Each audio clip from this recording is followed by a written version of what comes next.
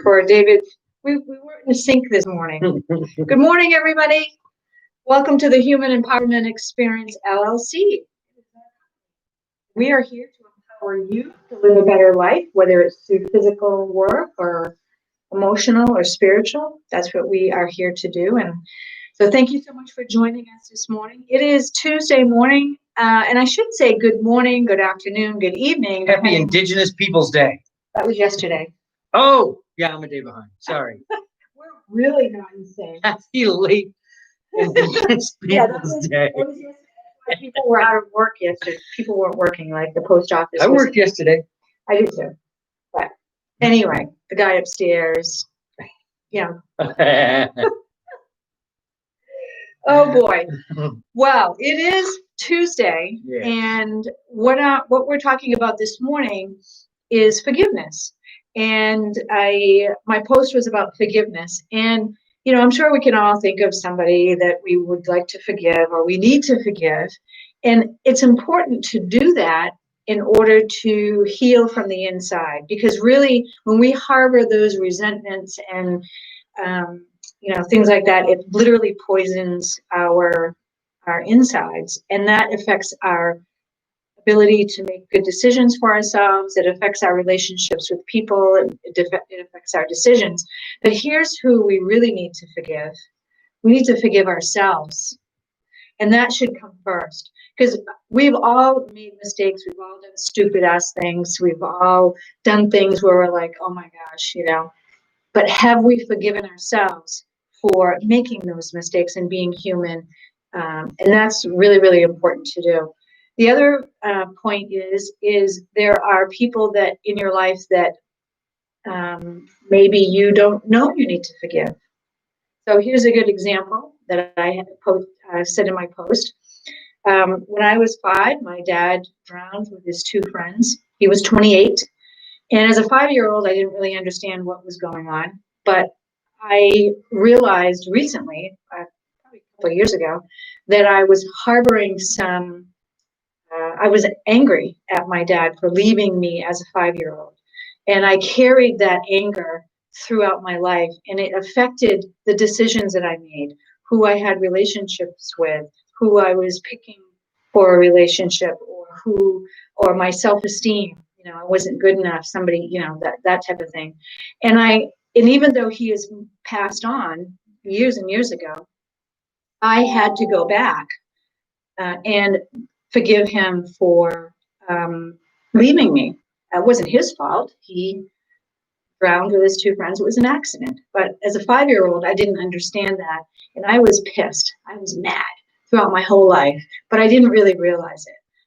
I was covering it up with a shield of, I don't know what it was, but I didn't want to feel that. But it was in my subconscious, and it was affecting the decisions that I made. So I had to go back and literally forgive him for leaving me as a 5-year-old. So that's just a really good example. Sometimes we don't realize who we need to forgive. And so it's good to take sort of an inventory of your life and kind of go through the years and say, is there something that I need to do? Is there work that I need to do in the forgiveness category in order to move forward in my life and live the life that I really want and do the things that I really want? I just want to give a huge shout out to Gary Hicks. Gary Hicks is a captain he's a pilot, and I used to work with him when I was a flight attendant years ago when I worked for Business Express. And I only did this job for a couple of years, but I met a lot of really cool people, and I've always sort of kept in touch with Gary. And he's a funny, fun person, a great pilot, and I just wanted to give a shout out because I see that he's on here. Has he got a kettlebell?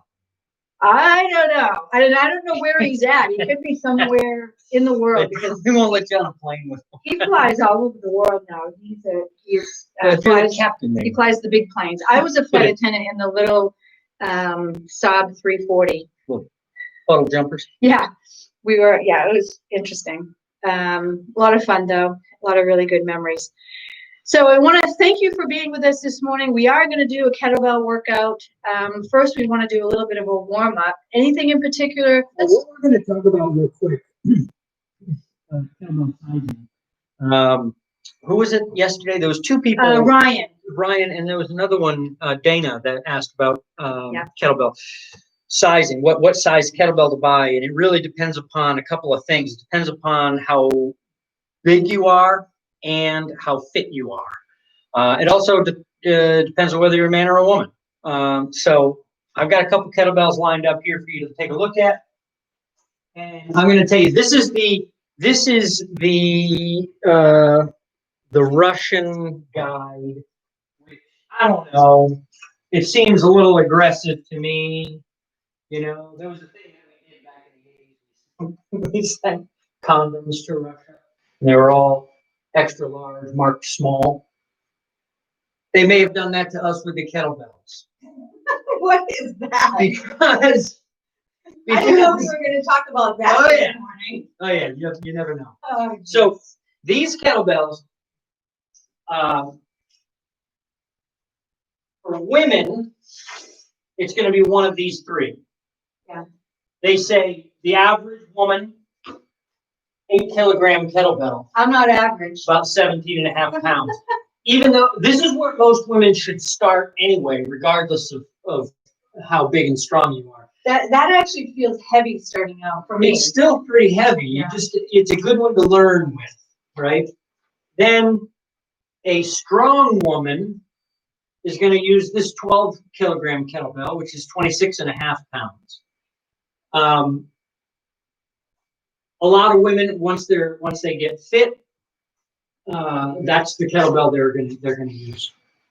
This one, 16-kilogram kettlebell, 35 pounds, 36 pounds.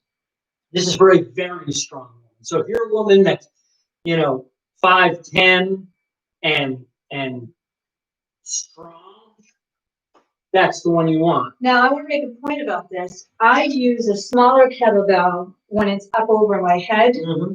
And for swings, I can use the larger. For swings, you can even use the very large. So it makes a difference to what part, but you really want to start out with the small one. Okay, what about men? You would be supposed to start. So for men, it's going to be this one, and this one, which I don't have one of. 16-kilogram kettlebell, the average guy. I'm 5'7", 5'8". I think my license lies. 165 pounds. So I'm not a big guy. This is just fine for me, right? A strong man, figure somebody 6 feet tall, 200 pounds, relatively fit. They're going to be, for their normal kettlebell, up to this 53-pound kettlebell, 1.5 pood, or 24 kilograms. So your average man, a strong man. Over here, 70-pound kettlebell, 2 pood kettlebell. That's going to be somebody who's, at least 6 feet tall and at least, 250 pounds strong dude, which there are plenty of. They're going to need a bigger kettlebell. But regardless, this is a good one to learn with. It's just like for anybody. You want something that's going to be a little bit challenging enough to make it so that you have to do it right. And now the other thing too is that moving from one kettlebell up to a heavier kettlebell, everybody's like, well, I've been using a 10-kilogram kettlebell, so I'm going to go to an 11-kilogram kettlebell. And then when I'm ready, I'll go to a 12-kilogram kettlebell. Screw that. You don't want to do that. You want to go in at least a 4-kilogram jump. So use your kettlebell until it is completely in your body before you move to the next one. Make sure you're completely comfortable before you move on. Don't make little jumps. Now you can get kettlebells at Dick's Sporting Goods, Walmart, but I can tell you that online I go with Kettlebell Kings. But they're in high demand. I think there's something going on with kettlebell. So grab your purchase the kettlebell, make that investment, because once you make this investment, you'll have these for years. Yep. And you can take them with you. We're going to be going on a road trip for Thanksgiving. We're driving to Tennessee, and we're going to be able to take our kettlebells with us. Absolutely. Let me just see who's on here with us today. We had Gary, Amy Arsenal, Darcy, Sherry Hansen, and my friend Kevin, who is a world-class bodybuilder. Nice. Thank you for joining us today. All right. This is all about functional movement. Okay, let's do a real quick warm-up. I'm just gonna hop. Get your shoulders moving. And this is good for anybody. So Gary, if you're in the plane for hours or whatever, and you get to your destination and you've been sitting up in that cockpit, you can do this, and it just gets the blood moving. And it makes people wonder what the hell you're doing. It makes the plane vibrate. Well, I'm saying like when you get into the I don't think you could do this in the actual plane. It's pretty fun. No, you just really wow. And we're just going to drop your arms down, pinkies first, and it's like you're wicking water off the end of your pinky, and bend your knees a little bit. And this too, drop your shoulders down. Then we're gonna do some hip circles, like a hula dance. Woohoo! Hula dance? You know, when you're moving your hips. If you don't move it, you lose it. I can tell you that at my age. You know, every day that I get up, I move my body. And if you don't, you won't be able to, especially as you get older. For those of you who are still in their younger years, trust me, listen to what I have to say about getting older. If you need advice, I can give you advice on how to stay fit, how to stay healthy, how to stay active, because all of a sudden you're going to find yourself 60 years old, which is where I'm heading. 2 more years, I'll be 60. 60! Doesn't even make any sense. All right, guys. Mary Maverick, get your kettlebell ready. Mary Maverick. I love that name. No, it's a good name. Wow. All right. What are we doing first? Gonna do some swings. Okay. So feet on either side of the kettlebell, slightly pointed out. Fold at the hip. Keep your knees still. Grab the kettlebell. Seat your shoulders. If you don't know what I'm talking about, look at the basic videos on the YouTube channel. Sensei David Wells. Drive into the heels. Push the hips forward. All right. We're going to do 20 swings to warm up. Here we go.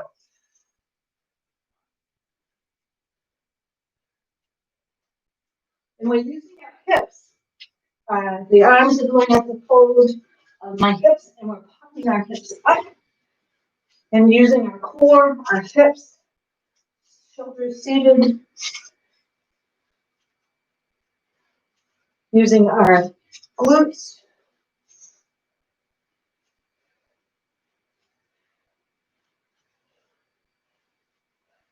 All right, set it down. Put it on the floor.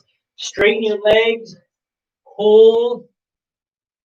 Stretching your hamstring. Now you can bend your knees slightly if this is difficult for you. You don't want to pull to the point where you're feeling pain, but you want to be able to feel a stretch there. All right, bring it back up. Grab the kettlebell by the horns.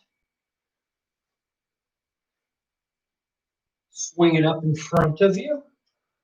We're going to do some halos around the head. Now you want to keep your elbows in line with each other, so it's like a stick. It's from elbow to elbow. Wrists are straight. Core is engaged. Feet are gripping the floor. And your body is still. You're moving the kettlebell around your head. 2 more. 9. 10. Other way. 1. 2.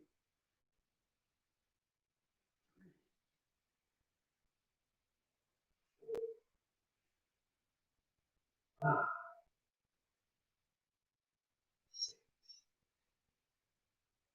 7. 8.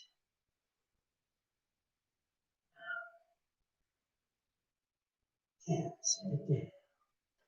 That looks easier than it is. Whenever I see you doing that one, I'm like, oh, it's easy.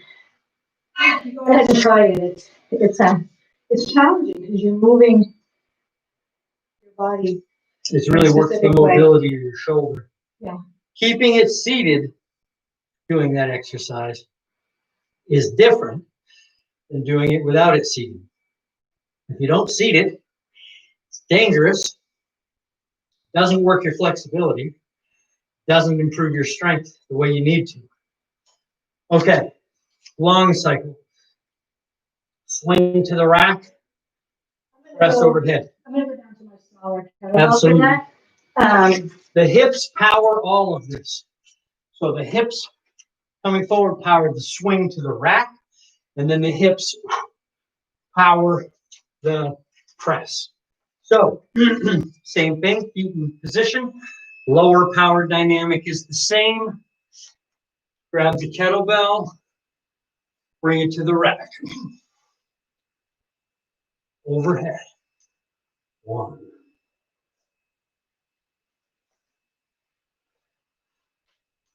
2,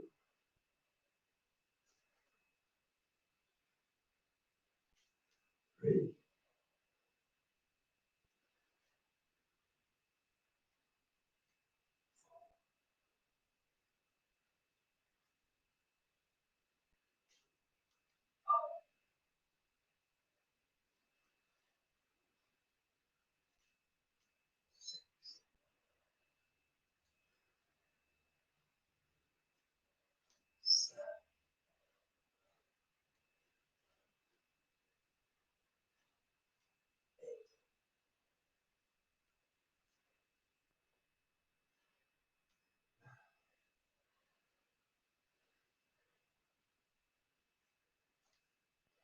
Other hand.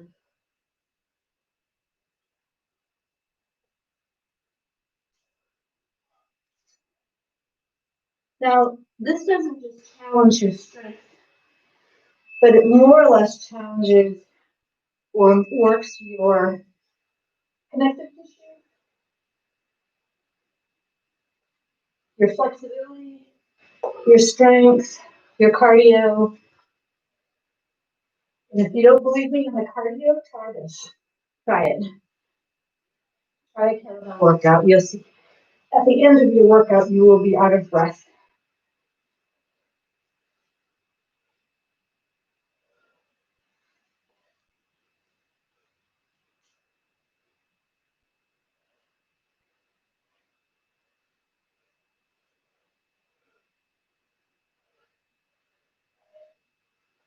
For those of you who want to be lean and mean, this is the workout to do. It doesn't make you bulky, but it keeps you in shape and keeps you fit, it keeps you strong, and nice and lean. I like that. Yes, indeed. It doesn't make you bulky. For people, women in particular, are always worried about, well, if I work out with weights, I'm going to get all bulky and muscly. First of all, your body's not made to do that unless you're taking some enhancing things. Yeah, it's not going to happen accidentally. But you can still tone up and really get slim and fit with the workout, with the kettlebell workout, and get strong at the same time. Mm-hmm. Got it. Okay. Let's do some legs, shall we? Okay. Bring the kettlebell to the rack position. Give yourself a little bit of room in front of you. Reach around and grab the kettlebell with the other hand. I think I'm going to go with my heavier one. All right.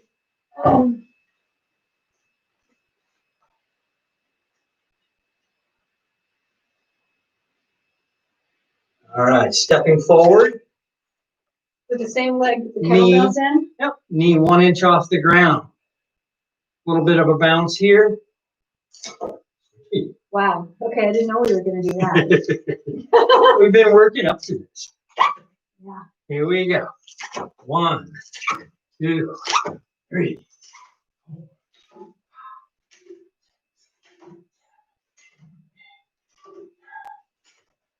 Come up and rest. We're going to do another 10. Deep breath.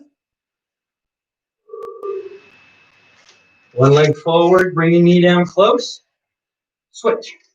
1, 2,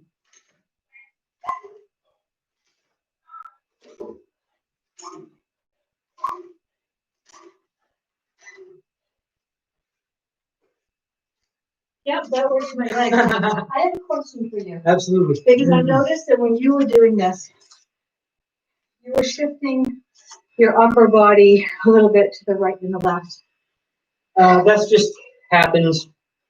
Not doing it consciously. Okay, I kept my body straight. Yep.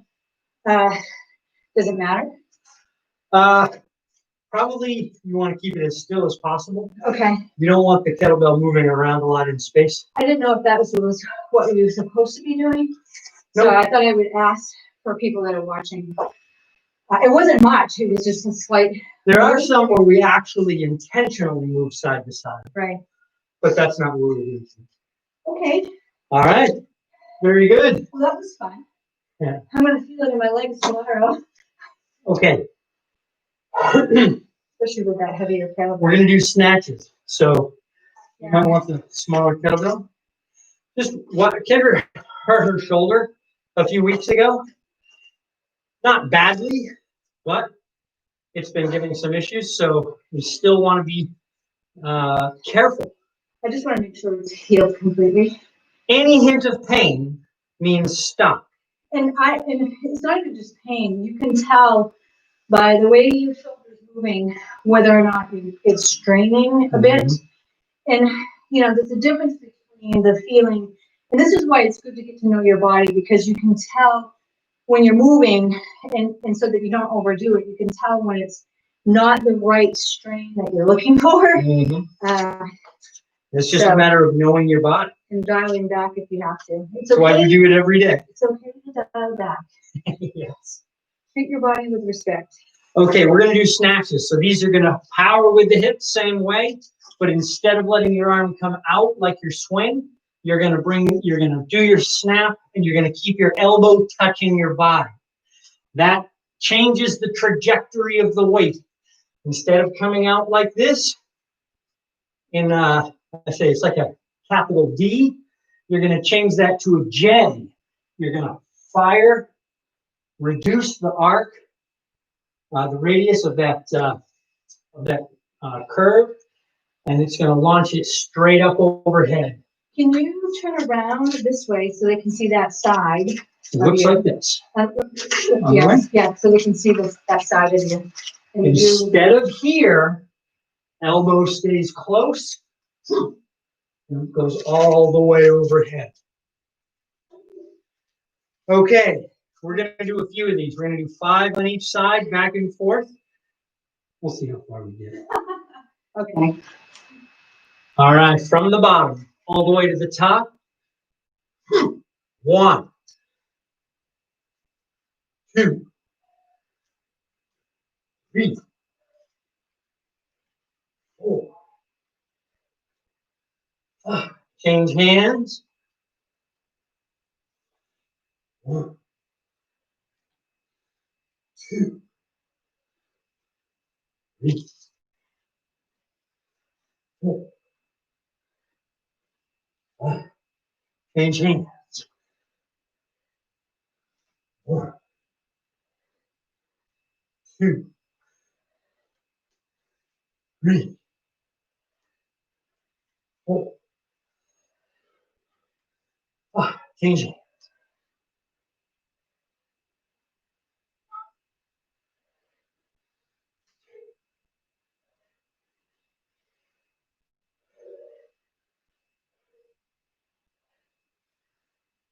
Change.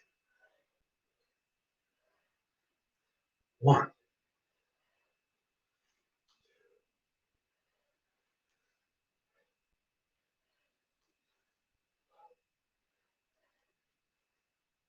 Change hands.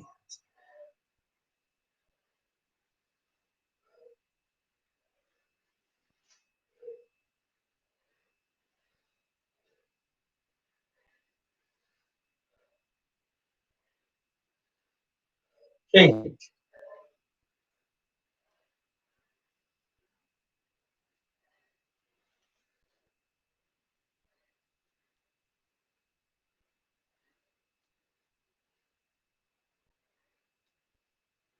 Change.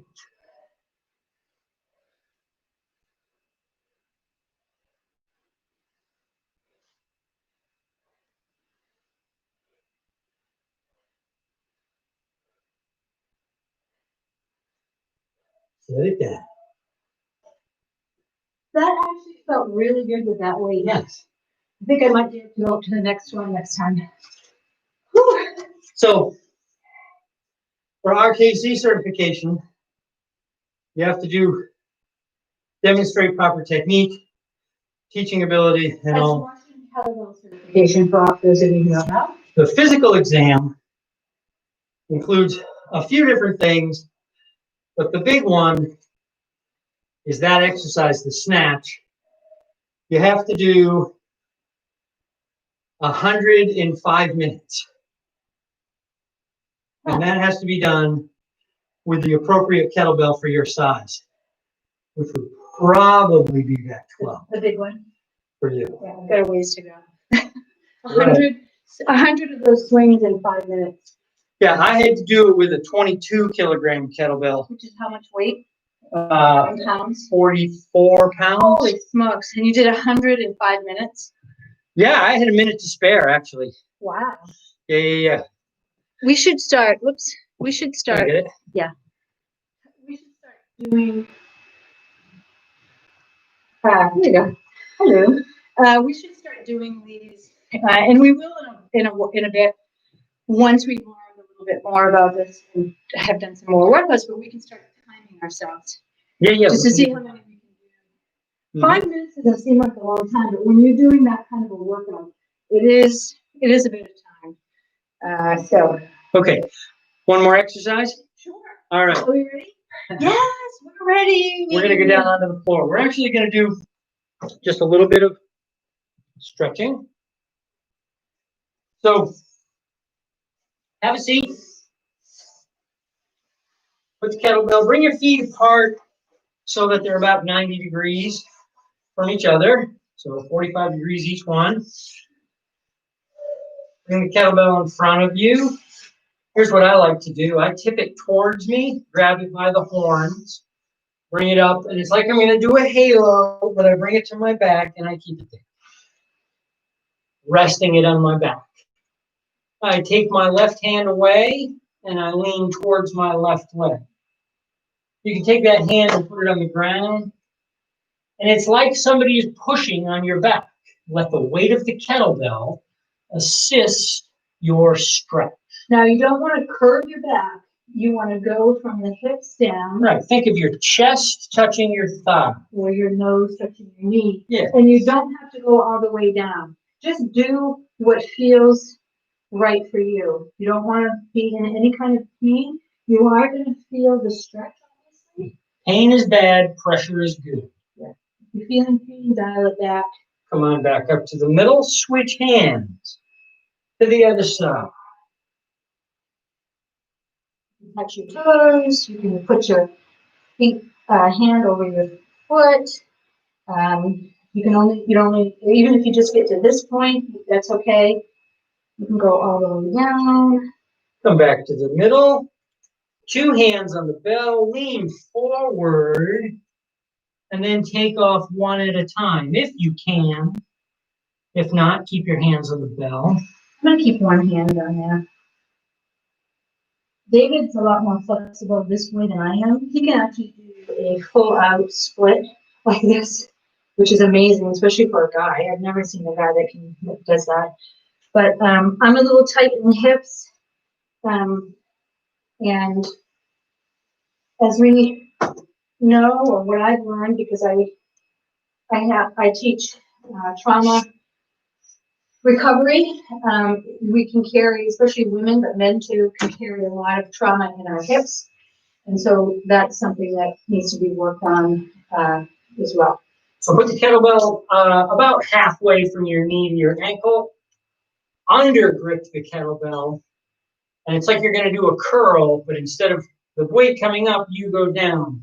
Elbow will touch. Take the other hand and reach it over the top. Try and grab a hold of your big toe.